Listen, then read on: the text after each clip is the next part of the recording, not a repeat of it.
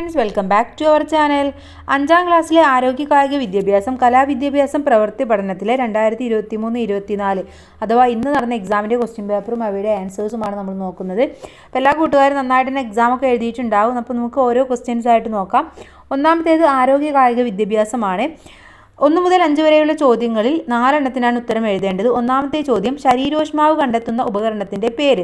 Stethoscope, radiometer, stadiometer, thermometer. ഏതാണ്? Thermometer. 2, ഒരു വ്യക്തിക്ക് സ്വന്തം കഴിവിലുള്ള വിശ്വാസത്തെ ഡാഷ് എന്ന് വിളിക്കുന്നു. ആത്മവിശ്വാസം, ആത്മപ്രശംസ, ദേഷ്യം, സംസർഗശീലം. ഏതാണ്? ആത്മവിശ്വാസം എന്നാണ്. 3, ഉയരം കുറഞ്ഞവരുടെ കായിക മത്സരം അറിയപ്പെടുന്നത്. ഒളിമ്പിക്സ്, ഏഷ്യൻ ഗെയിംസ്, പാരാലിമ്പിക്സ്, ഡോൾഫ് ഗെയിംസ്. ഏതാണ്? ഡോൾഫ് ഗെയിംസ് ആണ്. 4, കാൽനട യാത്രക്കാർ റോഡിൻ്റെ ഡാഷ് വശം ചേർന്ന് നടക്കണം. വലത്, ഇടത്, വടക്ക്, തെക്ക്. ഏതാണ്? വലത് വശം ചേർന്നാണ്. 5, റേസ് തത്വത്തിൽ ഉൾപ്പെടാത്തത് ഏത്? വിശ്രമം, ഐസ്, കംപ്രഷൻ, ഇഞ്ചക്ഷൻ എന്നുള്ളതാണ്. അപ്പോൾ ഒന്നാമത്തെ ഉത്തരം തെർമോമീറ്റർ, 2 ആത്മവിശ്വാസം, 3 ഡ്വാർഫ് ഗെയിംസ്, 4 വലത്, 5 ഇഞ്ചക്ഷൻ. ഇനി 6 മുതൽ 10 വരെയുള്ള ചോദ്യങ്ങളിൽ 4 എണ്ണത്തിനാണ് ഉത്തരം എഴുതേണ്ടത്. 6ാമത്തെ ചോദ്യം, സുരക്ഷിതമായ കളിസ്ഥലത്തിൻ്റെ 4 പ്രത്യേകതകൾ എഴുതാൻ പറഞ്ഞിട്ടുണ്ട്. 1, നിരപ്പുള്ള സ്ഥലമായിരിക്കണം. അതുപോലെ തന്നെ അതിർത്തികൾ കെട്ടിയടച്ചതാവണം. ചരലും വലിയ കല്ലുകളും കുഴികളും നിറഞ്ഞതാകരുത്. റോഡിൽ നിന്ന് വളരെ അകലെയായിരിക്കണം. ചുറ്റും തണൽ മരങ്ങൾ ഉണ്ടായിരിക്കണം. ഏതെങ്കിലും 4 എണ്ണമാണ് എഴുതാൻ പറഞ്ഞിട്ടുള്ളത്. 7, കോർബ് ഡ്രിൽ എന്നാൽ എന്ത്? കോർബ് ഡ്രിൽ പരിശീലിക്കുന്നതിൻ്റെ ക്രമം എഴുതാൻ പറഞ്ഞിട്ടുണ്ട്. വലത്, ഇടത്, വലതുവശം നോക്കി റോഡ് മുറിച്ച് കടക്കുന്ന രീതിയെയാണ് നമ്മൾ കോർബ് ഡ്രിൽ എന്ന് പറയുന്നത്. കെർബുകളിൽ നിൽക്കരുത്. വലതുവശം നോക്കുക, ഇടതുവശം നോക്കുക, വലതുവശം നോക്കുക. റോഡ് സുരക്ഷിതമാണെങ്കിൽ മുറിച്ചു കടക്കുക. ഇതാണ് അതിൻ്റെ ക്രമം എന്ന് പറയുന്നത്. ഇനി മുറിവ് എന്നാൽ എന്ത്? ഉണ്ടാകുമ്പോൾ ചെയ്യേണ്ട പ്രഥമ ശുശ്രൂഷകൾ എന്തൊക്കെയാണ്? മുറിവ് എന്ന് പറഞ്ഞാൽ ശരീരത്തിൻ്റെ ത്വക്കിലോ ശരീരഭാഗത്തിലോ സ്വാഭാവികമായ തുടർച്ചയുണ്ടാകുന്ന ഭംഗമാണ് മുറിവ് എന്ന് പറയുന്നത്. 1, ശുദ്ധജലത്തിൽ കഴുകുക. 2, സോപ്പും ആൻറ്റിസെപ്റ്റിക്കും ഉപയോഗിച്ച് വൃത്തിയാക്കുക. വൃത്തിയുള്ള തുണി കൊണ്ട് മുറിഞ്ഞ ഭാഗം അമർത്തി പിടിക്കുക. കൈകാലുകളിലാണ് മുറിവെങ്കിൽ ഹൃദയത്തിൻ്റെ നിലയിൽ നിന്ന് മുകളിലേക്ക് മുറിവേറ്റ ഭാഗം ഉയർത്തി വെക്കുക. ഇതൊക്കെയാണ് നമ്മൾ പ്രധാനമായിട്ടും ചെയ്യേണ്ട കാര്യങ്ങൾ എന്ന് പറയുന്നത്. ഇനി വാമിംഗ് അപ്പിൻ്റെ നേട്ടങ്ങൾ എന്തൊക്കെയാണ്? വാമിംഗ് അപ്പ് നമ്മുടെ ശരീരോഷ്മാവിനെ വർദ്ധിപ്പിക്കും. പേശികളിലേക്ക് വർദ്ധിച്ച തോതിൽ രക്തവും ഓക്സിജനും പ്രവഹിക്കുന്നതിന് ഹൃദയത്തെ സജ്ജമാക്കുന്നു. അതുപോലെ തന്നെ നാഡീ സംവേദനം വേഗത്തിലാക്കുന്നു. സന്ധികളുടെ ചലനം വർദ്ധിപ്പിച്ച് പരുക്കിൽ നിന്ന് രക്ഷിക്കുന്നു. ഇത്രയും കാര്യങ്ങളാണ് പ്രധാനമായിട്ടും വാമിംഗ് അപ്പിൻ്റെ നേട്ടങ്ങൾ എന്ന് പറയുന്നത്. ഇനി ചേരുംപടി ചേർക്കാനുള്ളതാണ്. ശരിയായ ആൻസർ വായിക്കാം. ഹൃദയമിടിപ്പുമായി ബന്ധപ്പെട്ടത് സ്റ്റെതസ്കോപ്പ്. കിഡ്സ് അത്ലറ്റിക്കുമായി ബന്ധപ്പെട്ടത് IAAF. റൺ ടെല്ലുമായി ബന്ധപ്പെട്ടത് അപരിചിതർ. അതുപോലെ പ്രഥമ ശുശ്രൂഷ കിറ്റുമായി ബന്ധപ്പെട്ടത് IAAF ആണ്. ഓക്കെ, കോട്ടൺ ആണ് പ്രഥമ ശുശ്രൂഷയുമായി ബന്ധപ്പെട്ട കാര്യം. ഇനി 11, 12 ചോദ്യങ്ങളിൽ 1 ഉത്തരം എഴുതാനാണ്. 11ാമത്തെ ചോദ്യം, സംസർഗശീലം എന്നാൽ എന്ത്? കായിക പ്രവർത്തനങ്ങളിൽ ഏർപ്പെടുന്നത് വഴി സംസർഗശീലം വർദ്ധിക്കുന്നത് എങ്ങനെയെന്ന് വിശദീകരിക്കണം. അഥവാ സംസർഗശീലം എന്ന് പറഞ്ഞാൽ ആരോഗ്യകരമായ രീതിയിൽ സമൂഹത്തിൽ പരസ്പര ധാരണയോടെ ഇടപെട്ട് കൂടിച്ചേരലുകൾ സൃഷ്ടിക്കുന്നതിനെയാണ് നമ്മൾ സംസർഗശീലം എന്ന് പറയുന്നത്. ഇത് കായിക പ്രവർത്തനങ്ങളിൽ ഏർപ്പെടുമ്പോൾ എങ്ങനെയാണ് ഇത് വർദ്ധിക്കുന്നത്? 1, ധാരാളം സുഹൃത്തുക്കളെ സൃഷ്ടിക്കാൻ കഴിയുന്നു. അതുപോലെ കൂടുതൽ ആളുകളുമായിട്ട് ഇടപഴകാൻ കഴിയുന്നു. മാനസികോല്ലാസം വർദ്ധിപ്പിക്കുന്നു. അതുപോലെ വ്യക്തിത്വ വികസനത്തിനും ബുദ്ധിപരമായ വളർച്ചയ്ക്കും അവസരം കൈവരുന്നു. ഇതൊക്കെയാണ് പ്രധാനമായിട്ടും ഈ രീതിയിലൂടെയാണ് പ്രധാനമായിട്ടും ഇത് വർദ്ധിക്കുന്നത്. ഇനി കായിക പ്രവർത്തനങ്ങളിൽ ഏർപ്പെടുന്നതിലൂടെ ജീവിത നൈപുണികൾ കൈവരിക്കുന്നത് എങ്ങനെയെന്ന് വിശദമാക്കാൻ പറഞ്ഞിട്ടുണ്ട്. അപ്പോൾ കായിക പ്രവർത്തനങ്ങൾ ചെയ്യുമ്പോൾ നമുക്ക് നിരവധി സാഹചര്യങ്ങളിലൂടെ നമുക്ക് കടന്നു പോകാൻ പറ്റും. അപ്പോൾ ഒരുപാട് അവസരങ്ങൾ നമുക്ക് കിട്ടും. ജയം, പരാജയം, സംഘർഷഭരിതമായ മുഹൂർത്തങ്ങൾ, പെട്ടെന്ന് തീരുമാനമെടുക്കേണ്ട അവസരങ്ങൾ, ആത്മവിശ്വാസം, ആവശ്യമായി വരുന്ന മുഹൂർത്തങ്ങൾ, ഇവയെല്ലാം കളിയിലൂടെ നമുക്ക് അഭിമുഖീകരിക്കാൻ കഴിയും. ഇത് നമ്മുടെ ജീവിതത്തിലും ഒരുപാട് നേട്ടങ്ങൾ ഉണ്ടാക്കാൻ സാധിക്കും. ഇനി നമുക്ക് കലാവിദ്യാഭ്യാസമാണ് നോക്കാനുള്ളത്. 1 മുതൽ 6 വരെയുള്ള ചോദ്യങ്ങളിൽ 4 ഉത്തരം എഴുതാൻ പറഞ്ഞിട്ടുള്ളത്. ഒന്ന് ചുവടെ കൊടുത്തിരിക്കുന്ന ചിത്രം ശ്രദ്ധിച്ചുവല്ലോ. ഇതിൻ്റെ രചന നിർവഹിച്ചിരിക്കുന്നത് ആരാണ്? ഇവിടെ ഓപ്ഷൻസ് തന്നിട്ടുണ്ട്. Raja Ravi Varma, KCS Panicker, CN Karunakaran, MV ദേവൻ. ഉത്തരം രാജാ രവിവർമ്മയാണ്. രവിവർമ്മ. ഓക്കെ.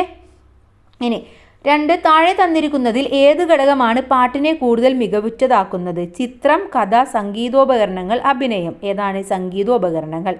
3, നൃത്തത്തിൽ ആംഗ്യത്തിലൂടെ സംസാരിക്കുന്നതിന് ഡാഷ് എന്ന് പറയുന്നു. വേഷം, മുദ്രഭാഷ, ചമയം, സംഗീതം. മുദ്രഭാഷയാണ്. ഇനി 4, താഴെ നൽകിയിരിക്കുന്ന പദങ്ങളിൽ നിന്ന് കുറുക്കൻ്റെ ശബ്ദത്തെ സൂചിപ്പിക്കുന്ന പദം ഏതെന്ന് തിരിച്ചറിയലാണ്. കുരക്കല്, ഓരിയിടൽ, അലറൽ, ഗർജിക്കൽ. ഏതാണ്? ഓരിയിടൽ എന്നാണ് നമ്മൾ കുറുക്കൻ്റെ ശബ്ദം നമ്മൾ ഓരിയിടുക എന്നാണ് പറയുക. ഇനി മൊണാലിസ എന്ന ചിത്രം രചിച്ചതാര്? Leonardo da Vinci, Michelangelo, Raphael, Vincent van Gogh. ആരാണ്? ലിയനാർഡോ ഡാവിഞ്ചിയാണ്. ഡാഷ് ഒരു സുഷിരവാദ്യമാണ്. ഗിറ്റാർ, വയലിന്, തബല, ഓടക്കുഴൽ. ഏതാണ്? ഓടക്കുഴലാണ് സുഷിരവാദ്യം. ഇനി 7 മുതൽ 11 വരെയുള്ള ചോദ്യങ്ങളിൽ 3 ഉത്തരം എഴുതേണ്ടത്. 7ാമത്തേത് ചിത്രരചനയ്ക്ക് ഉപയോഗിക്കുന്ന 2 മാധ്യമങ്ങളുടെ പേരെഴുതുക. ഏതൊക്കെയാണ്? Pencil, crayon, marker, charcoal. ഇതൊക്കെ നമ്മൾ ഉപയോഗിക്കാറുണ്ട്. ഏതെങ്കിലും 2 പേരാണ് എഴുതാൻ പറഞ്ഞിട്ടുള്ളത്. ഇനി 8, പ്രകൃതിയിൽ നാം നിത്യവും കേൾക്കുന്ന ഏതെങ്കിലും 4 ശബ്ദങ്ങൾ തിരിച്ചറിയാൻ പറഞ്ഞിട്ടുണ്ട്. 1, പക്ഷി മൃഗാദികളുടെ ശബ്ദങ്ങൾ, കാറ്റിൻ്റെ ശബ്ദം, വെള്ളം ഒഴുകുന്ന ശബ്ദം, വാഹനത്തിൻ്റെ ശബ്ദം. ഇതൊക്കെ നമ്മൾ സാധാരണ പ്രകൃതിയിൽ കേൾക്കുന്ന ശബ്ദങ്ങളാണ്. ഇനി 9, താഴെ കൊടുത്തിരിക്കുന്ന സംഗീത ഉപകരണങ്ങളുടെ ചിത്രങ്ങൾ തിരിച്ചറിഞ്ഞ് പേരെഴുതാനാണ് പറഞ്ഞിട്ടുള്ളത്. 1 എന്ന് പറയുന്നത് എന്ന് പറയുന്നത് mridangam, B nadaswaram, C guitar, D വീണ. ഒക്കെ ഒന്നും കൂടെ പറയാം. മൃദംഗം, നാഗസ്വരം, അതുപോലെ തന്നെ ഗിറ്റാർ, വീണ. ഇനി 10, ഒരു നാടൻ പാട്ടിന് ദൃശ്യാവിഷ്കാരം നൽകുമ്പോൾ ശ്രദ്ധിക്കേണ്ട കാര്യങ്ങൾ ഏതൊക്കെ? 2 എഴുതാനാണ്.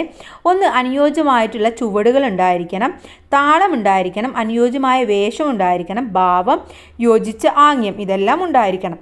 ഇനി നിങ്ങൾക്ക് പരിചിതമായ 2 തന്ത്രിവാദ്യങ്ങളുടെ പേരെഴുതാൻ പറഞ്ഞിട്ടുണ്ട്. ഏതൊക്കെയാണ്? തമ്പുരു, വയലിൻ, ഗിറ്റാർ, വീണ.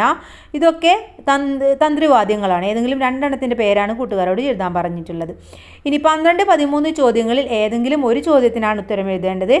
12, ക്ലാസ്സിൽ താമസിച്ചു വരുന്ന കുട്ടിയും ടീച്ചറും തമ്മിൽ നടത്തുന്ന സംഭാഷണം നിങ്ങളുടെ ഭാവനയിൽ എഴുതി നോക്കൂ.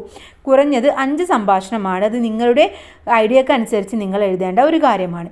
ഇനി നിങ്ങൾക്ക് ഇഷ്ടപ്പെട്ട ഒരു മരത്തിൻ്റെ ചിത്രം വരച്ച് നിറം നൽകാനും അതും നിങ്ങൾ നല്ല രീതിയിൽ ചെയ്തിട്ടുണ്ടാകുമെന്ന് വിചാരിക്കുന്നു. ഇനി അടുത്ത പ്രവൃത്തി പഠനമാണ് നോക്കാനുള്ളത്.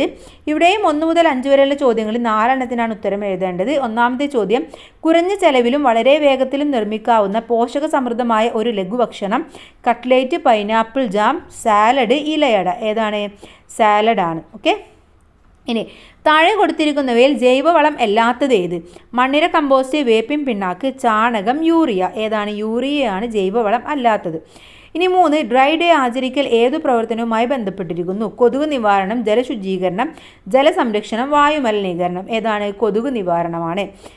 ഇനി 4, പരിസ്ഥിതി സൗഹാർദ്ദ പാർപ്പിടം നിർമ്മിക്കുന്നതിന് ഉപയോഗിക്കാത്ത വസ്തു ഏത്? മുള, ഓല, തടി, ആസ്പെറ്റോസ്. ഏതാണ്? ആസ്പെറ്റോസ് ആണ്.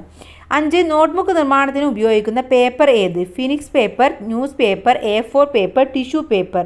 ഏതാണ്? A4 പേപ്പറാണ് നമ്മൾ സാധാരണ ഉപയോഗിക്കാറുള്ളത്. ഇനി 6 മുതൽ 10 വരെയുള്ള ചോദ്യങ്ങൾ 4 ഉത്തരം എഴുതേണ്ടത്. 6ാമത്തെ ചോദ്യം, ഭക്ഷ്യവസ്തുക്കൾ ദീർഘകാലം കേടുകൂടാതെ സൂക്ഷിക്കുന്നതിനുള്ള 2 മാർഗ്ഗങ്ങൾ എഴുതണം. ഒന്നുകിൽ നമുക്ക് ഉണക്കി സൂക്ഷിക്കാം, അല്ലെങ്കിൽ ഉപ്പിലിട്ട് സൂക്ഷിക്കാം.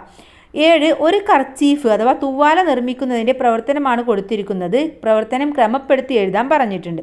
അപ്പോൾ ഇവിടെ ക്രമമായത് ആൻസർ വായിക്കാം. 1ാമത് സമചതുരാകൃതിയിൽ ഒരു കഷ്ണം തുണി മുറിച്ചെടുക്കുക. 2, കർച്ചീഫിൻ്റെ 4 വക്കുകളും മടക്കി തയ്ക്കുക. അതിനുശേഷം കർച്ചീഫിൻ്റെ ഏതെങ്കിലും ഒരു വശത്തോ മധ്യഭാഗത്തോ അനുയോജ്യമായ ഡിസൈൻ വരയ്ക്കുക. ലാസ്റ്റ് നമ്മൾ വരച്ച ഡിസൈൻ അലങ്കാര തയ്യലുകൾ തയ്ച്ച് പൂർത്തിയാക്കുക. ഇനി 8ാമത്തേത് ചേരുംപടിയാണ്.